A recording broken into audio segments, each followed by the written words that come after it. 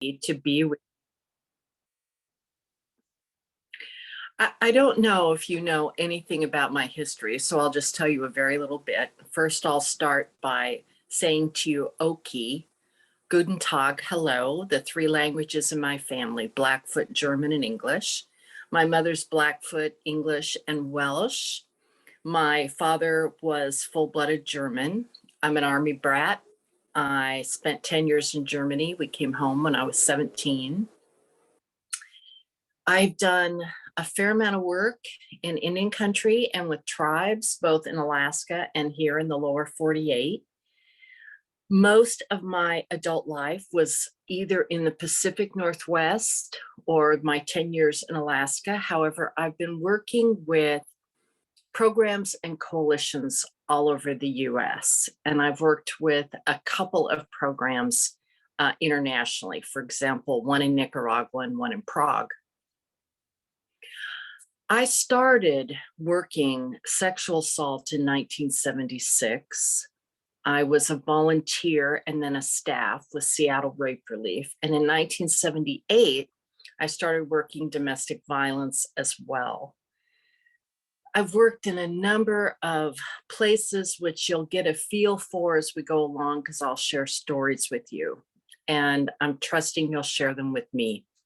So to get the most out of this, what is really helpful is if you have something to write with, a piece of paper or some kind of a journal, because periodically I'll ask you to do some writing and then we'll share a little bit with each other.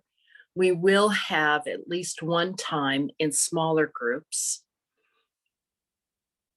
And I just briefly would love to go around the screen and I'll just call on you by who I see and ask you to please let me know who you are, where you're working, and what role you've taken on.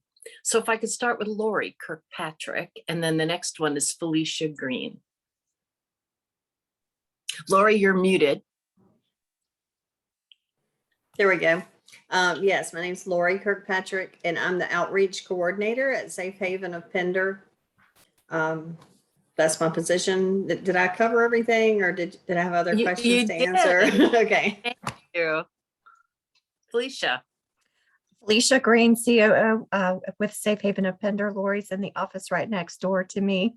We're in, we cover Pender and Duplin counties in southeastern North Carolina. We're in a very rural setting. Okay. The next one is Patricia, and after her is Sheila. I'm sorry, not Patricia, Patience. Patience. Thank you. I was wondering if it was me, but my name is Patience. I'm with Family Service of the Piedmont. I'm a student in 10 from the joint program of social work with A&T and UNCG. I'm currently moving between departments right now. I did domestic violence last semester, but this semester I'm interning in family service. Mm-hmm. Yeah. Thank you. Sheila. You're muted, Sheila. I'm sorry, I missed the first, what you're asking. That's okay. So just where are you working? What position are you holding? Yes, I am a case manager at Interact, and yeah, that's pretty much it. Okay, great. If we could have Tabitha and then Daniela. I'm Tabitha Cox. I'm the financial manager for Help Incorporated Center Against Violence. It's a dual domestic violence and sexual assault agency. Thank you. Daniela, you're on mute. I am. I apologize for ventilation. I have a lot of windows open, which is why I'm staying muted. I'm Daniela Wassel-Dwornik. I am the manager of the Family Justice Center out in Henderson County. We are located in Western North Carolina. We're between South Carolina and Asheville. So if that helps give everybody a geographic idea. Thank you. So Chrissy Griffin and then Lauren. Hey everyone, Chrissy Griffin. I am the Family Justice Center Director as well as the Operations Director. And I am with Help Incorporated, the same as Tabitha. Okay. I'm Lauren Daly. I'm the Executive Director with Domestic Violence Shelter and Services in New Hanover County. All right. And Meredith and then Jesse. Hello, I'm Meredith Hooks. I'm the Director of Interpersonal Violence Services at Family Services in Winston-Salem. Okay. And I'm Jessie Lindberg. I'm the Executive Director of Turning Point, which is in Union County. All right. Well, again, welcome everybody. It's lovely to have you on board with us today. So what I've done is to essentially break this session into 3 parts. The first part is looking at a variety of tools for assessing organizational culture and what's going on in an organization. The second part is, all right, now you've discovered some of those patterns. How are we intervening? And the third part is really keyed to building resilience. So depending on how much we engage, we'll spend more time in some places than others. You will get copies of the slides, so you'll have them for your own reference. All right? Please feel free to interrupt me at any time. I'll be asking you periodically for comments or stories, but please feel free to say, I have a comment or I have a question. And please feel free to get up, walk around, get water, take a break when you need it. All right, that's how we'll work together today. So Leah, I'm ready. Let's start screen sharing. All right, so this is the title. I hope you're all in the right workshop. And here we go.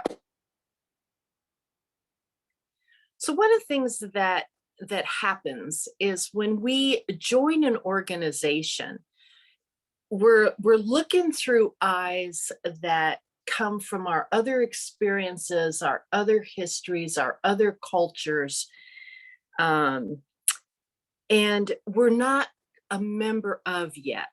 And then we become a member of, and our lenses actually change. We start looking through the lenses of the organization. So next slide, Leah. And I am appreciating the technical assistance that I'm getting, let me just say. So when we join organizations, we don't usually have somebody sit us down and say, welcome aboard and let me explain to you our organizational culture. But we very quickly get the feel of it, because the culture gives us a place to belong. It tells us how to be, it tells us values, tells us beliefs, and it tells us how to act. You know, Patience, you listed 2 different places. You said domestic violence, one term, and now family services, another term. Those are 2 different cultures. Those are 2 different organizations with 2 different feels, 2 different purposes. And it's not like we can usually see the culture. There are some elements of the culture we can see, like the website, like perhaps posters. But culture becomes evident in what we espouse, what we say, what we do, and what we don't do. And the image here shows you that culture is all around us. It's like the water that fish swim in. They don't even necessarily pay attention to it, but it's there all the time, and it's full of life. Next slide. So here's one of the ways I'd like you to look at these, and I'm going to ask some questions, 1 through 5, and I'll just ask you to do quick answers like, do you know your organization's creation story. One of the things that happened was that Pat, Vivian, and I interviewed staff, executive directors, and board across the 30-year history of Seattle Rape Relief. And what we discovered was that everybody knew a creation story, but many of them didn't know the right one. It's like they had heard other things, or they had taken bits and pieces of what they knew and they had created something. So that kind of organizational amnesia is important to pay attention to. Do you know your organization's creation story? What is our mission and purpose? Do you know the mission and purpose? And is it really clear, like to anyone who goes to your website? Many times I have to search and search to figure out what people say they're about. And how have your mission and purpose changed since you started? Probably, maybe it's grown because you've taken on some new grant or new population. Perhaps it had to shrink because homelessness is so endemic in our culture, and you can only serve a limited population. So how has it changed? And one of the reasons you look at that in terms of leadership is you look to be sure there has not been mission drift, right? So you look at how they've changed, and then you look at, are your actions and services aligned with your mission? I know this probably seems really easy for a lot of you. I'm simply laying it out so you can follow through the steps as you're able to say to people, this is our rationale. And unfortunately, we have to say that a lot often to funders. This is our rationale. Next slide. The work of an organization does influence its culture. And one of the ways to think about that is that sometimes organizations that work with victim services struggle with staff feeling like victims. Or sometimes organizations that work with abuses of power struggle because they don't want to acknowledge power, or they see any use of power as an abuse of power. So a kind of fun exercise that you can do with staff is you can build a timeline. And the timeline is both about your organization, about local, regional, national, international events, and it may include staffing and board changes. And the next slide actually gives you a look at a timeline.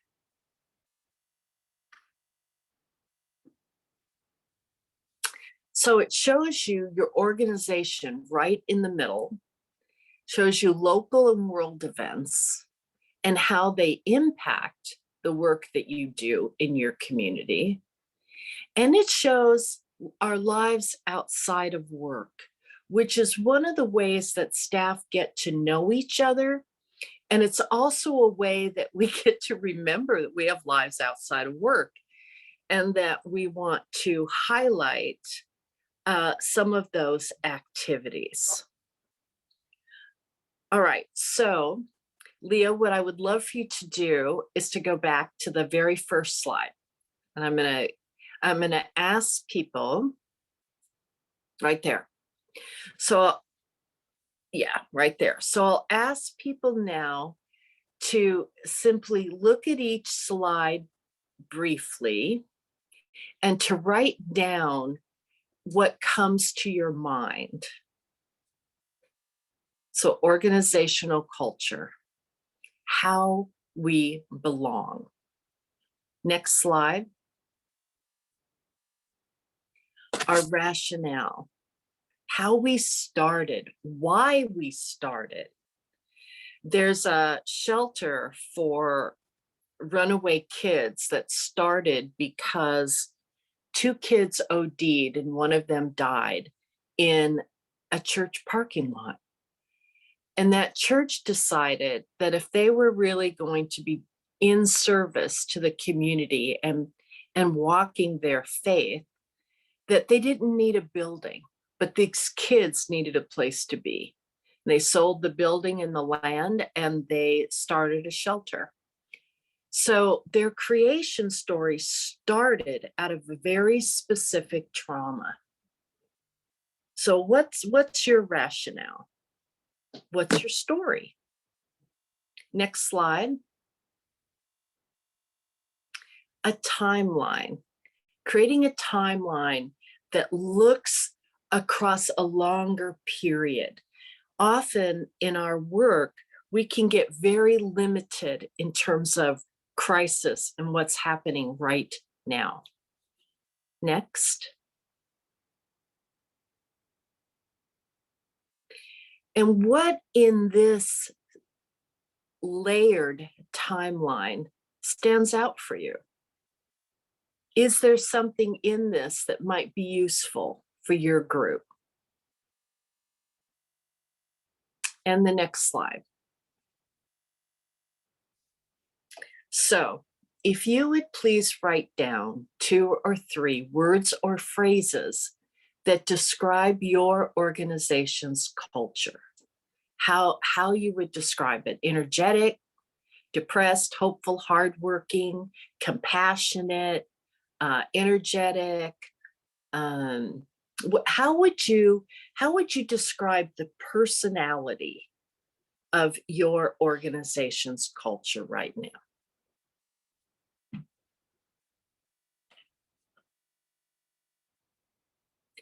And then please write down 3 strengths of your organization. So for example, it might be that being hardworking is a strength. It might be that relationships among staff are a strength. It might be commitment to mission is a strength. What are strengths that you have?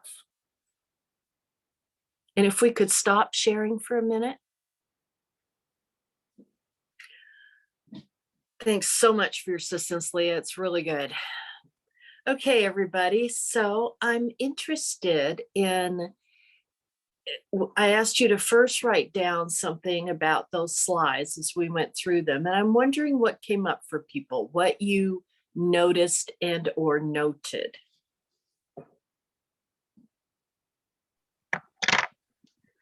I really like the timelines because we tend to operate kind of in separate vacuums, your work life, your home life, and then, you know, whatever else is happening in the world, but they are all related and connected. I liked how you visualized that. Good, thank you. I also find when people do it, it's fun. You know, it can be really fun. And of course, some of it is hard. Other comments?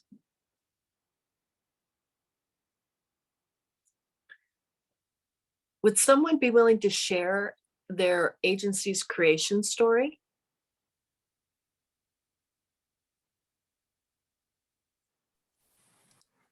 I will. Safe Haven was actually started by a group of citizens who felt like domestic violence services were needed in Pender County. Mm-hmm. And I love that story because it's very much a boots on the ground kind of story. And our county is huge and diverse. Part of it is along the coastline and there's quite a bit of funding over there. But then where we are on the other side, it's just a totally different world, which and that diversity can be challenging because we have sites on both sides, but it's also beautiful to me anyways. And keeping that sense of boots on the ground in it is important to keep us pushing forward. And that's one strength I do think that our staff has when it comes to teamwork. They know what they need to do and they get it done. So Felicia, with your creation story, what made them think domestic violence services were needed? Oh, domestic violence is everywhere. And we did not have a shelter. We didn't have any kind of support network here. I know we have some representatives from New Hanover County, which is our neighbor, and they have a lot of funding. Pender County's coming along, but we're not quite there yet. So just everyday people said, we need to fix this, and they got together and did it. So in the late 70s, one of the things I did was I teamed up with Reverend Marie Fortune, and the two of us offered workshops for clergy all around Washington state and on sexual assault and domestic violence and how to intervene from a faith perspective. And I'll never forget this one young Lutheran minister saying to me, "Do you mean domestic violence happens to Lutherans?" And I thought, okay. I said to him, "You know what? As soon as I find a community where there's no violence, I'm moving there. I am moving there." But I loved that he was willing to just put it out there. So I appreciate when there's that kind of awareness in communities. And I saw in the chat, Danielle said, "I'm second guessing my agency's creation story now. I'll be asking my colleagues to get better insight." There you go. It'll be interesting to see if they all have different stories. All right, so now what I'd like you to do is I'd like you to tell me, and I'm getting my pad and paper, I'd like you to tell me some of the strengths you came up with. So Felicia, what strength did you list? Definitely teamwork, especially with COVID. We have not had to close our shelter, but especially with this last variant, Omicron has hit us. And our team has really pulled together where people are working double shifts. It's been challenging, but they're coming together. They have a commitment to our mission and also to our clients. That is just incredible to watch. And I remain humbled when I see what they do, but those are the strengths. We've been in a little bit of a transition as far as the culture is concerned, which was one of the motivating factors for attending this. And so I will say, I think they are starting to become a tighter knit family. I don't know if a year ago I could have said that on any level, but they're growing. Mm-hmm. So teamwork and commitment. Other people, what kind of strengths did you see? But a strength of our agency is the co-worker relationships that go beyond just the work aspect, but touch on the life aspect and world aspect as well. Okay. Thanks, Chrissy. Others? I think I have seen flexibility and adaptation, especially this time with COVID. My organization has been affected in terms of grants and stuff like that, but management was quick to change a few things to accommodate as many as we could, the best way we could. Okay. And also take care of the staff to make sure while we are working like that, we don't forget that our staff needs self-care. Okay, excellent. Thank you, Patience. How about one more? Who else had a strength? I'll add one to for Safe Haven. Our staff members are all compassionate. I'll say that we all have our own stories, that brought us where we are, and we're able to connect with the people that we serve. Okay, thank you, Lori. You're welcome. So what I'm going to do is I'm going to introduce you to another model, which is another way to assess your organizational culture.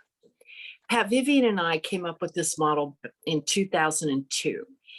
We call it the Strengths and Shadows model. And the way that we look at the model is that every strength has a shadow, and some strengths have 2 or 3. And it doesn't mean this is the good and this is the bad. It means we have strengths. Sometimes we overuse the strengths and we have fallout. Sometimes because we have these certain strengths, we have things we don't pay attention to, and that's the fallout. It's like the person running around with a hammer, so everything needs to be a nail, right? Sometimes we can really overemphasize our strengths. But the other thing that we say about the strengths and shadows model is there's no getting rid of shadows. We can't do everything, and we often try. We are enough. And so we know we're going to have strengths and we're going to have shadows. And let's acknowledge them so that we can work with them and not have to put them into secrecy or not have to make unbelievable workarounds. Let's know what we've got. So let's screen share again, please, Leah.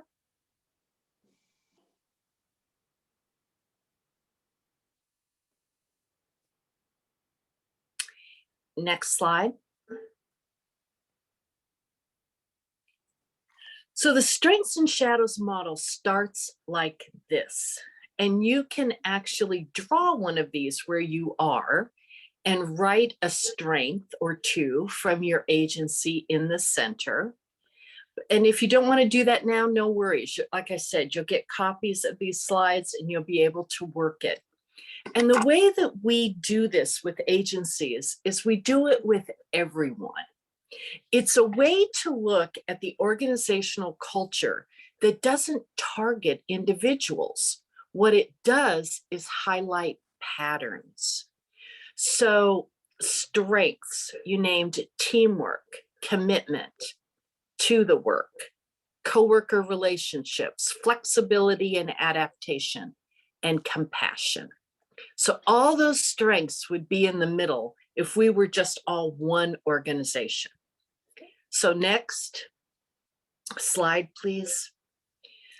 So this shows you a sample. This particular organization highlighted that they were high goal achievers, that they celebrated diversity, and that they cared about relationships. And they were talking mostly about relationships with their staff, among staff members. However, they also talked about that in terms of the community and in terms of the people with whom they worked. So that's what it looks like when you put your strengths in the middle. And then the next slide. And talking with them, this is what we came up with in terms of shadows. So starting on the right, celebrating diversity, there were certain areas of diversity that they were very comfortable with. They were comfortable with celebrating LGBTQ. They were comfortable celebrating diversity of thought. However, all of their board members were white, and all but one staff of about 30 people was white. And they talked about the fact that first they talked about the fact that they lived in a predominantly white area of their state. However, the more we talked, the more we discovered things like there was a Native American reservation close to them. There's a high Filipino population close to them. There are in fact African Americans, other people of color in the area. And so they acknowledged, in fact, the local college has a multicultural program. So they finally came to the decision that their shadow was that they celebrate the diversity they have and that they're comfortable with, and they minimize what they don't have. And I'll talk about, so after you do this, you move to what are the steps? How do you plan? Talk about that in a minute. So when they talked about caring about relationships, one of the things they talked about was that sometimes they had unclear boundaries and they were very conflict avoidant.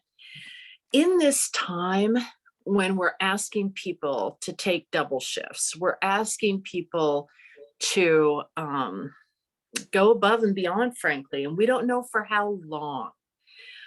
Often what happens in programs is people don't want to have conflict. It's like, I rely on those people.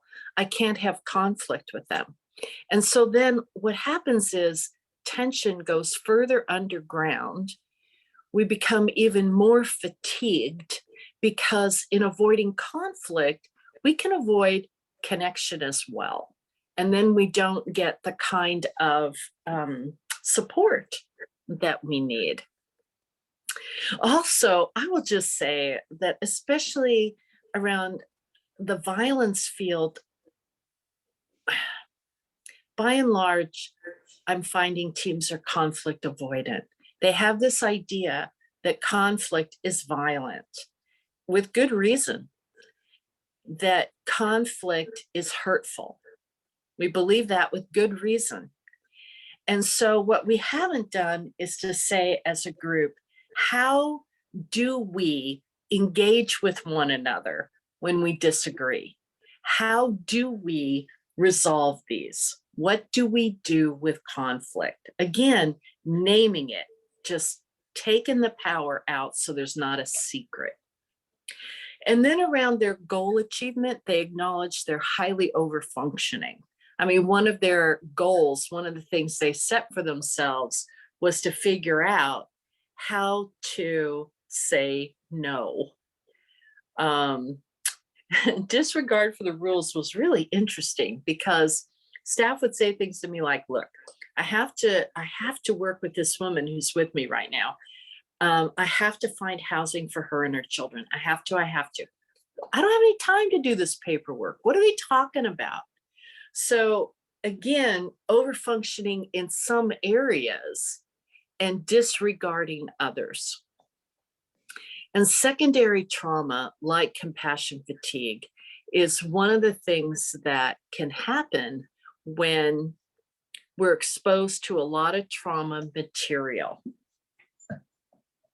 It's one of the things that can happen when we are not able to have some balance in our lives between what we're doing in terms of work and what we're not.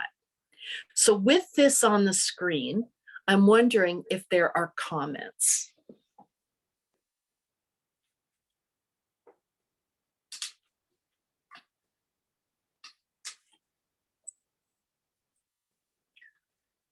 I'm waiting.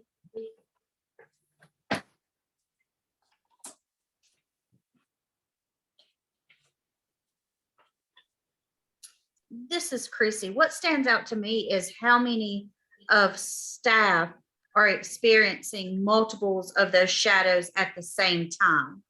And that's what gets overlooked. So they have the secondary trauma, they are over functioning, they have compassion fatigue, and tying all that in with general burnout as well. But it gets lost because, well, here's your strength and this is what you're good at. Ah, that's a great comment.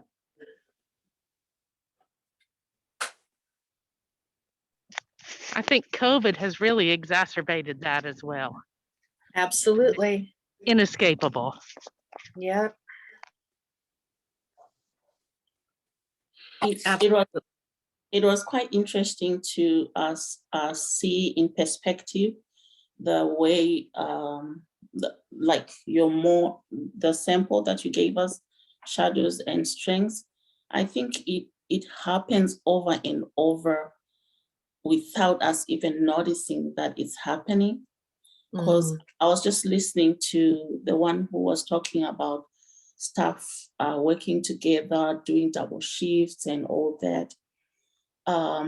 Sometimes management tends to be okay with staff doing all those double shifts, but the effect on both the organization and also the staff may not be good, because if they are tired, they're going to either not perform 100%, or they are going to get tired also and burn out.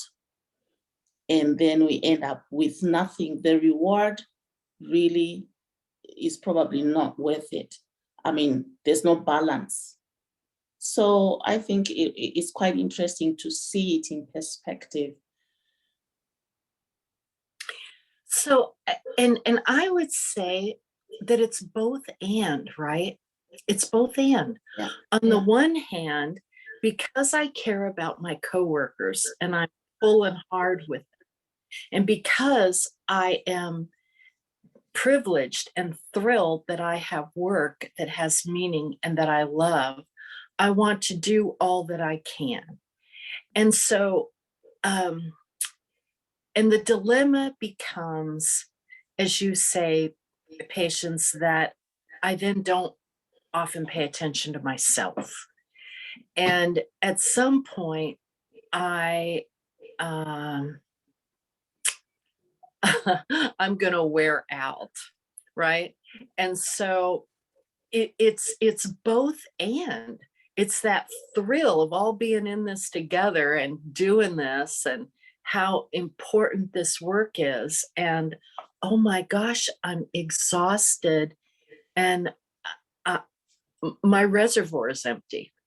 So I just want to say that it's both, right? It's strengths and shadows. And so that's part of why we have to see it, so that we can help people figure out what they need to be able to stay in the work. Next slide, please. Okay, so could we stop sharing for just a minute?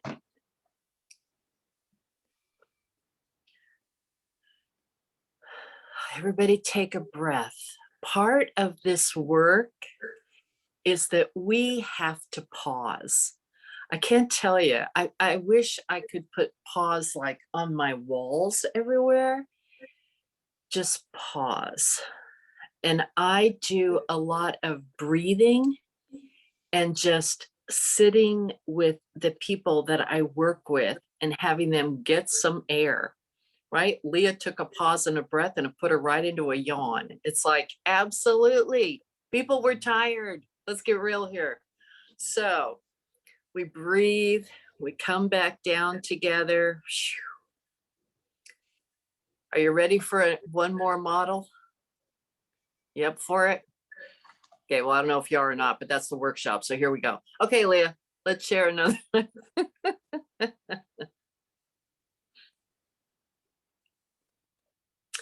So this is going to be really familiar to you all. You'll figure that out in just a minute. So this is something that I do with staff teams. I ask them, what builds stress for you? And I leave it that open. It's like, it could be at work, it could be at home, it could be whatever. What alleviates stress? What helps to mitigate your stress? Or what, I also ask it this way, what do you do that brings you joy? So, all right. And then I ask people to pay attention to themselves. So physically, where do you feel stress in your body? I mean, I know I get migraines. I know that sometimes if I'm just a little nervous or out of sort, I can feel that in my stomach.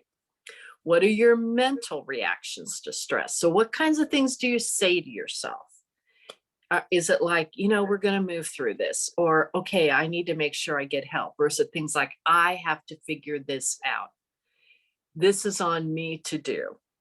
I'll never get through this. I mean, we pay attention. What are we thinking?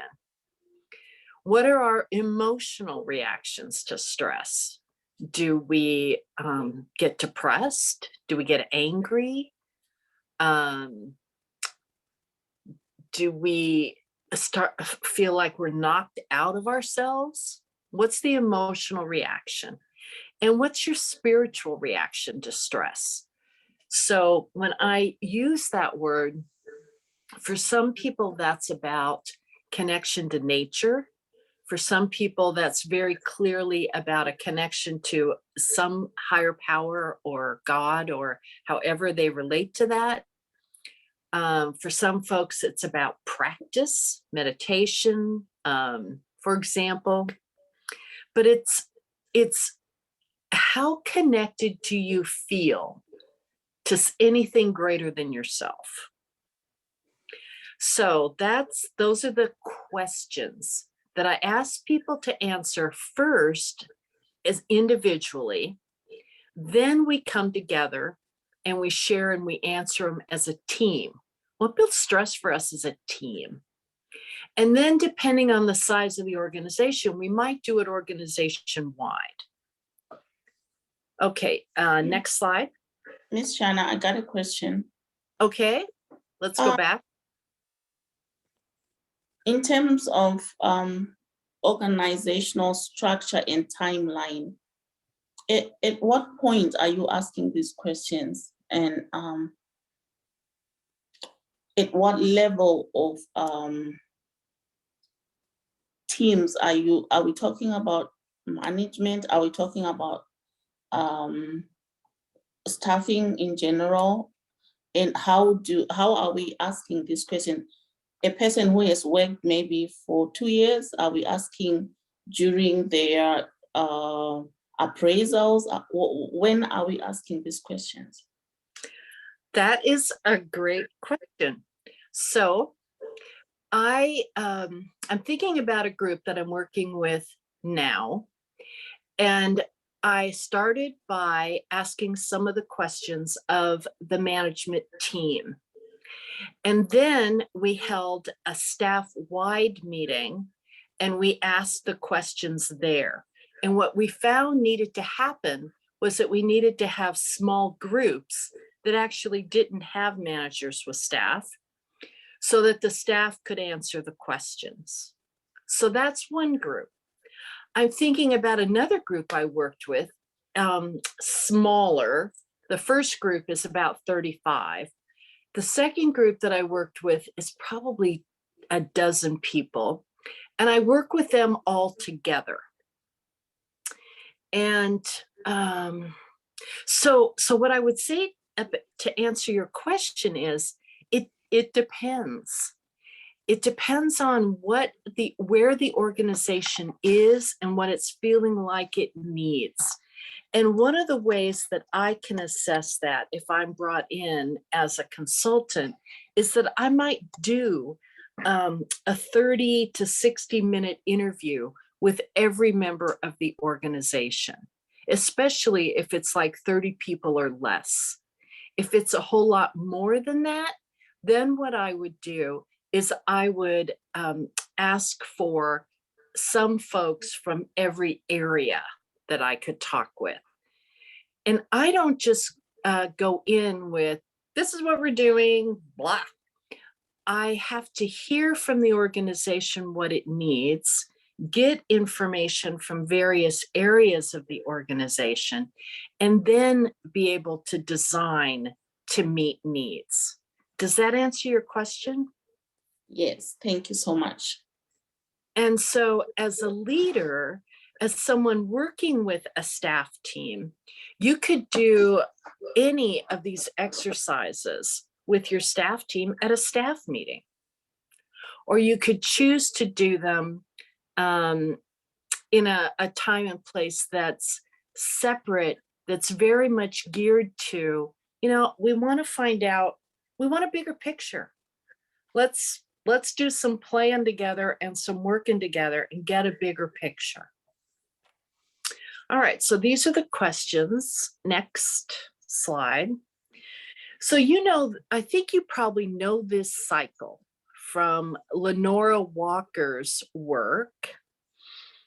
She first, in her book Battered Woman of 1979, I think,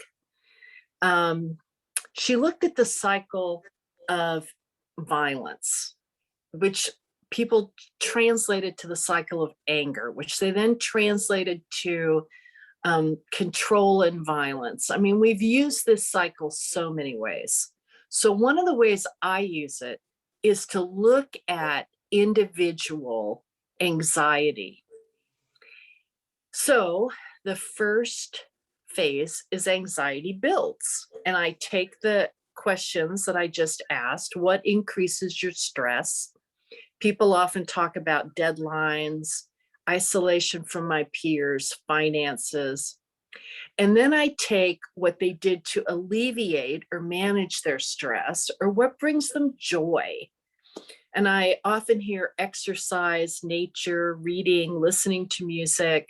Sometimes I hear, talking to friends. Now, it's pretty interesting. When I do this, people don't usually say, how do I manage my stress? Well, I drink a lot, or I shop a lot, or, I don't get those answers. But that some of that is also over there. And unfortunately, that can also increase our stress, right? Because what happens if we spend a lot of money may in fact increase our stress about finances. So the second phase is explosion or implosion, either acting out against others or other things, or acting inward against ourselves, right? Going to bed, slamming doors, yelling. And of course, we know in the domestic violence field that goes to violence and lethality, homicide, suicide. It goes all that way. And then the third phase is a honeymoon or remorse phase, right? Promising to change, buying gifts, going on vacation, which again can just lead right back into anxiety building. But I show this to people because one of the things I want people to understand is that we have stress in our lives. It's a given. And we have some things we can do to manage the stress. And there are going to be times when the stress gets the better of us. What are healthier alternatives when it gets the better of us? How can we work so that we're not in a place of exploding or imploding? We don't want to hurt ourselves or others. Okay, next slide. And let's stop for a moment. Again, everybody lift your shoulders up and let them drop. And lift them up all the way to your ears and let them drop. Little breathing. Breathe so you feel your stomach. Be aware of where your feet are. Even though you are in this field every day, this is a lot to give you. It's not like you would take these models. I mean, I've just gone through a whole lot of them in 50 minutes. You would not take them to your staff and say, we're going to do these in the next hour, right? You might take one. And so it very much is an introduction for you. And now we're going to talk about when patterns get identified. And so, Leah, we're going to look at patterns being identified and then ask people to go into small groups, just so you know the way this goes. Okay. Okay. So we'll go back to the slideshow. So think about dynamics that you've identified. On the left are common organizational dynamics. For those of you who've studied org dynamics or org behavior, common purpose, coordinated efforts, division of labor, leadership, and authority. On the right are some of the dynamics I've heard from in our programs. So for example, do we all have a common purpose? Some staff would say to me, no, prevention is not viewed as important, certainly not as important as crisis services. And others might say to me, well, pay equity is an issue. We may all be about the same thing, but we're all paid really differently. Coordinated efforts. Sometimes staff report feeling exhausted and they don't have the time or the energy to connect with one another. right? Because one of the things we know, right, about trauma is that isolation is the number one fallout. It's the number one harm. And so finding ways that staff can coordinate with one another helps them to be connected. Division of labor. Again, crisis line staff will ask me, well, why do others get paid so much when they don't even have contact with survivors or clients? And I do. So again, pay equity and or is some kind of work valued more highly than others? That's just an ongoing issue, folks, in any organization. It gets personalized often in our organizations. And then leadership and authority. As I said before, we can hold suspicion and even hostility about power, given the abuses of power that we've experienced. Also, we're often really sensitive around microaggressions, and we need to be. We need to identify them. So I'd like you to think for a minute, having gone through this, any dynamics that you've identified in your program. And what I'd like to do is have you, we can stop the sharing. I'd like to have you get into small groups, and I'd like you to talk about at least one dynamic that you've identified in your organization. There may be other things that come up for you that you'd like to share with one another. That's fine. But to at least be able to name a dynamic that this work has brought up, has really highlighted for you.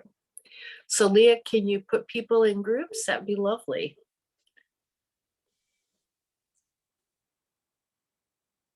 And we'll have 10 minutes. I'm not going to join a group, but I'll hang for 10 minutes. Everybody else, please join.